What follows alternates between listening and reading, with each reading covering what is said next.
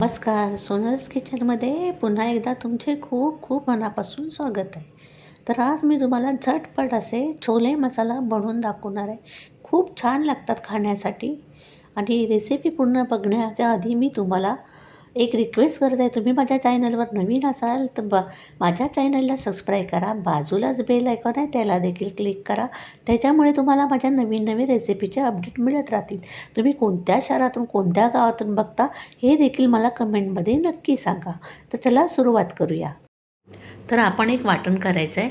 तर एक मोठ्या आकाराचा मी कांदा घेतलेला आहे, असा मोठा मोठाच कापून घेतलेला आहे. 2 छोटे टमाटर घेतलेले आहेत, ते देखील मोठे मोठेच कापून घेतलेले आहे.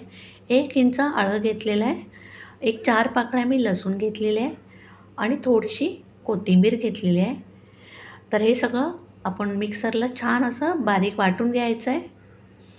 गॅसवरती कढाई ठेवलेली आहे. 2 चमच मी मोठे तेल घातलेले आहे त्याच्यामध्ये. तेल छान गरम झालेलं आहे. एक मोठा मी बटाटा घेतलेला आहे. त्याचे या प्रकारचे मी तुकडे करून घेतलेले, छान सोनेरी रंगावरती ते आपल्याला फ्राय करून घ्यायचे आहेत. फ्राय झाल्यानंतर ते आपण काढून घ्यायचे तेलामधून. तर बघू शकता तुम्ही, छान असे सोनेरी रंगावरती फ्राय करून घेतलेत. आता आपण ह्याच्यामध्ये अर्धा चमच जिरे घालायचं आहे.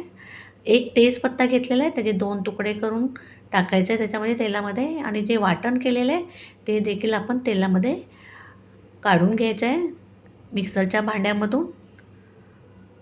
आता हे वाटण छान असं आपण मिक्स करून घ्यायचं आहे.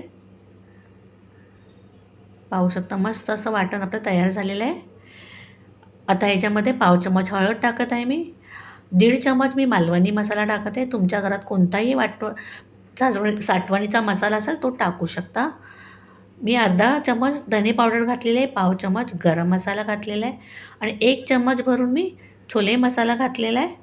हे मसाले छान आपण मिक्स करून घ्यायचे आहेत आणि तेल सुटेपर्यंत छान असे परतून घ्यायचे आहेत. तर बघा, पाहू शकता तुम्ही, साईडला छान असं तेल सुटलेलं आहे. मसाला छान आपला परतून झालेला आहे मस्तपैकी अगदी. आता आपण ह्याच्यामध्ये जे बटाटे फ्राय करून घेतले ते टाकायचे आहेत. मिक्स करून घेऊया. इथे मी पाव कप छोले भिजून घेतले होते. त्याच्यानंतर मी कुकरला त्याच्या 4 शिट्या काढलेल्या आहेत. छान ते शिजले गेले आहेत, तुम्ही पाहू शकता. ते टाकूया आपण ह्याच्यामध्ये.